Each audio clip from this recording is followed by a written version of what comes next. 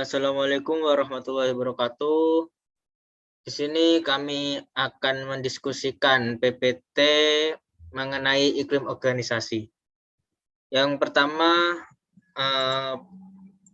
pengertian. Pengertian di sini adalah suasana yang terjadi dalam organisasi yang diciptakan oleh hubungan antar pribadi, sistem organisasi, serta lingkungan fisik organisasi atau perusahaan tersebut.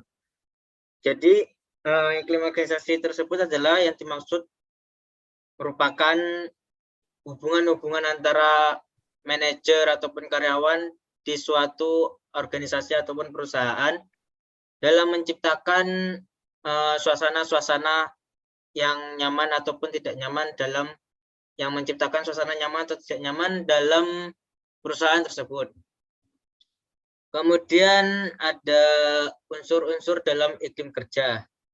Yang pertama, iklim kerja merupakan suasana dan kondisi yang dirasakan oleh anggota organisasi. Jadi iklim kerja ini yang menciptakan adalah orang-orang dalam internal perusahaan tersebut, sehingga mereka lah yang akan menciptakan nyaman ataupun ketidaknyamanan dalam organisasi tersebut. Kemudian suasana tersebut tercipta dari hubungan antar pribadi kerja organisasi. Dan yang terjadi dalam organisasi tersebut adalah hubungan mereka antara yang satu dengan yang lain sehingga menciptakan nyaman ataupun tidak nyamannya.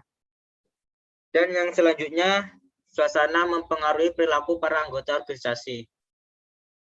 Nah, jadi iklim kerja adalah mereka yang menciptakan suasana nyaman dan tidak nyamannya tersebut, sehingga ya kerja organisasi pribadi ataupun lingkungan dalam perusahaan ataupun organisasi tersebut bisa menciptakan suasana-suasana kerja yang mereka ciptakan sendiri. Kemudian ada iklim organisasi, konsep yang merefleksikan isi dan kekuatan dari nilai-nilai umum, norma, sikap, tingkah laku, dan perasaan anggota terhadap suatu sistem sosial.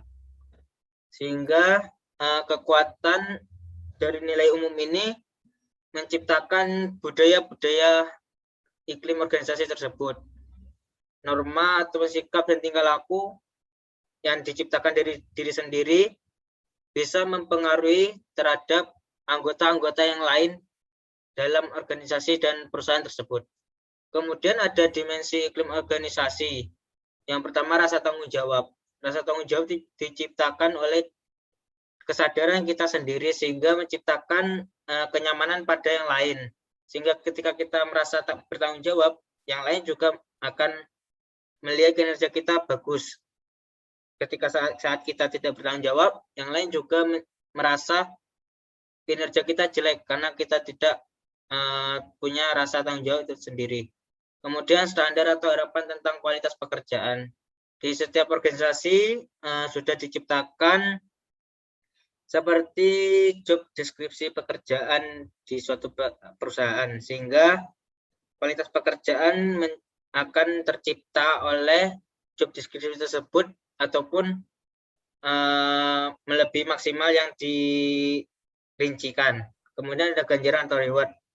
Ini adalah seperti penghargaan kepada karyawan yang sudah memberikan pekerjaan lebih terhadap perusahaan ataupun organisasi tersebut. Kemudian rasa persaudaraan, yaitu berketerkaitan di dalam perusahaan, sehingga satu sama yang lain merasa mereka memiliki ikatan-ikatan yang sama agar bisa memajukan organisasi ataupun perusahaan tersebut.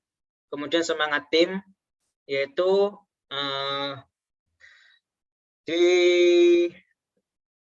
diberikan suatu semangat pada pekerjaan yang sedang dikerjakan sehingga memberikan hasil yang maksimal. Kemudian ada faktor-faktor yang mempengaruhi iklim kerja, yaitu manajer atau pimpinan yang menggunakan gaya komunikasi, sehingga gaya komunikasi manajer atau pimpinan ini akan mempengaruhi karyawan.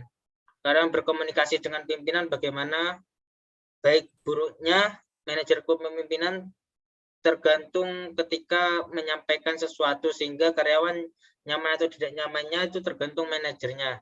Kemudian ada tingkah laku kelompok karyawan yang menimbulkan komunikasi itu akan memberikan tingkah laku kelompok kerja terhadap pekerjaan yang sedang dia lakukan ataupun eksternal perusahaan ataupun keadaan ekonomi yang berkaitan dengan pelanggan perusahaan itu sendiri. Next. Baik, di sini saya akan menjelaskan mengenai pengukuran iklim kerja. Yaitu pengukuran iklim kerja tersebut ada beberapa poin-poin. Yang pertama yaitu adalah struktur. Struktur sendiri merupakan karyawan yang mempersepsikan dirinya mengetahui peraturan prosedur yang ada serta birokrasi tertentu dalam organisasi. Yang kedua ada tanggung jawab. Tanggung jawab itu sendiri merupakan contohnya adalah karyawan mempersepsikan dirinya menjadi seorang pimpinan dalam melakukan pekerjaannya sendiri tanpa perlu meninjau ulang keputusan yang diambilnya. Yang ketiga ada penghargaan. Penghargaan itu sendiri contohnya adalah karyawan mempersepsikan sebuah penghargaan yang diterima adalah hasil dari pekerjaan yang dilakukan dengan baik. Yang keempat yaitu kehangatan. Contohnya adalah karyawan melihat keseluruhan persahabatan dan terbentuk dari interaksi kelompok sosial secara informal di dalam organisasi. Yang kelima yaitu poin dukungan. Itu sendiri merupakan contohnya adalah karyawan melihat pemberian bantuan yang dilakukan berdasarkan pada hubungan timbal balik antara atasan dengan bawahan. Yang keenam yaitu standar. Contohnya adalah karyawan melihat standar kinerja yang dinyatakan secara implisit dan eksplisit dalam organisasi. Yang ketujuh ada konflik. Konflik tersebut contohnya adalah karyawan melihat sebuah konflik terjadi karena adanya perbedaan pendapat dari masing-masing anggota di dalam organisasi. Yang kedelapan ada resiko. Contohnya adalah karyawan melihat resiko kerja dapat terjadi di dalam organisasi. Salah satu penyebab terlihat pada jenis pekerjaannya. Jenis pekerjaan tersebut mempengaruhi besar kecilnya resiko yang didapat. Yang terakhir ada identitas. Contohnya adalah karyawan melihat dirinya merasa memiliki perusahaan serta menjadi anggota dalam sebuah tim kerja. Next. Faktor-faktor yang mempengaruhi pekerjaan. Di sini ada dijelaskan bahwa faktor kondisi fisik yang mempengaruhi pekerjaan, yaitu terdapat beberapa poin. Untuk poin yang pertama yaitu mengenai syarat dan kondisi pekerjaan atau kondisi fisik di mana pekerja dituntut untuk bekerja. Sini perusahaan apabila ingin mendapatkan output yang maksimal dikeluarkan oleh pekerja harus mengetahui kondisi fisik di mana pekerja itu saat itu, sehingga pekerja dapat memberikan hasil yang maksimal. Yang kedua yaitu mengenai poin penempatan tenaga kerja atau pemusatan hubungan kerja, yaitu setiap tenaga kerja harus ada penempatannya dan itu harus terstruktur dan ada pemusatan, sehingga hubungan antara kerja itu harus saling berkaitan dan harus berdasarkan pusat. Yang ketiga yaitu mengenai poin alokasi pekerjaan atau tugas karyawan antara pekerja atau sekelompok pekerja. Di dalam organisasi, alokasi pekerjaan itu sangat penting karena agar tugas karyawan dapat mengerti dengan jelas apa tugas yang harus dia lakukan, sehingga mereka akan lebih terarah dan lebih terkoordinasi. Yang keempat, masalah disiplin. Faktor ini sangat mempengaruhi pekerja dalam melakukan pekerjaannya. Yang kelima adalah keanggotaan atau bukan keanggota serikat pekerja. Yang keenam merupakan fasilitas bagi sebagian pekerja, yaitu perusahaan harus menyediakan fasilitas yang mumpuni kepada karyawannya. Itu sebagai faktor pendukung yang bisa mempengaruhi pekerjaan yang dilakukan oleh karyawannya. Yang ketujuh yaitu mengenai perlengkapan untuk negosiasi atau konsultasi dan prosedur-prosedur lainnya yang berhubungan dengan masalah-masalah perburuan. Next, aspek-aspek rancangan kerja. Aspek penting yang dipertimbangkan dalam menyusun rancangan pekerjaan. Ini menurut Werther dan Davis. Yang pertama, kinerja. Jadinya aspek kinerja ini sangat penting untuk para pekerja, itu dapat membantu mereka dalam bekerja. Yang kedua yaitu jumlah jam kerja dan liburan. Ini harus diperhatikan oleh organisasi karena jumlah jam kerja dan liburan ini merupakan sebuah yang harus terselesaikan dan adil dalam memberikan jumlah jam kerja dan hari libur bagi karyawannya. Yang ketiga, jam istirahat. Jam istirahat itu juga harus diberikan pada karyawan untuk karyawan beristirahat. Karena mau tidak mau karyawan juga harus memerlukan istirahat yang cukup dan tidak kurang atau berlebih sehingga pas gitu. Yang keempat, faktor kepercayaan. Yang kelima, gaya manajemen. Yang keenam, dan sikap karyawan.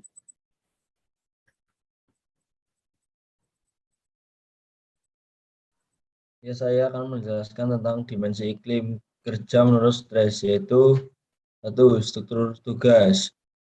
Struktur tugas itu perincian metode yang dipakai untuk melaksanakan tugas organisasi. Yang kedua, hubungan imbalan hukum. Tingkat batasan pemberian imbalan tambahan seperti promosi dan kenaikan gaji berdasarkan prestasi dan jasa. Yang ketiga, sentralisasi. Jadi batasan-batasan kepuasan penting yang dipusatkan pada manajemen level atas. Yang keempat, tekanan pada prestasi. Jadi keinginan pihak pekerja organisasi untuk melaksanakan pekerjaan dengan baik. Yang kelima, tekanan pada latihan dan pengembangan. Jadi tingkat ketika organisasi meningkatkan prestasi individu melalui kesiapan latihan dan pengembangan yang cepat. Jadi yang keenam, keamanan kerja. Keamanan kerja ini ya contohnya membuat kenyamanan, kebersihan, dan kelengkapan sarana prasarana. Jadi 7, keterbukaan. Tingkatan ketika orang-orang lebih suka menutupi kesalahan mereka dan menampilkan diri secara baik dan bekerja sama. Yang 8, status dan semangat. Ini perasaan umum di antara individu bahwa organisasi merupakan tempat kerja yang baik. Yang ke-9, pangkuan dan umpan balik. Jadi pangkuan ini tingkat seorang individu mengetahui pendapat atasan dan manajemen terhadap pekerjaannya. Yang 10, kompetensi dan keluasan kerja secara umum. Jadi tingkatan organisasi mengetahui apa tujuannya dan mengejarnya secara luas dan kreatif. Next. Iklim kerja berkualitas menurut Luis R. Gomez. Yang pertama, gaya manajemen dalam melakukan pengawasan. Yang kedua, adanya kebebasan dan otonomi yang baik sehingga dapat membuat keputusan pekerjaan. Yang ketiga, lingkungan fisik yang memuaskan keselamatan kerja. Yang keempat, jam kerja yang tepat. 5, dan tugas-tugas pekerjaan yang bermanfaat demi tercapainya tujuan perusahaan. Next. Kesimpulan, iklim kerja merupakan keadaan lingkungan kerja yang diukur dari perpaduan antara suhu udara, suhu basah, dan suhu kering, kelembaban udara, capaian aliran udara, dan suhu radiasi. Kombinasi dari keempat faktor itu dihubungkan dengan produksi panas oleh tubuh yang disebut dengan tekanan panas adalah beban iklim kerja yang diterima oleh tubuh manusia. Sedangkan regangan panas merupakan efek yang diterima tubuh manusia atas beban iklim kerja tersebut.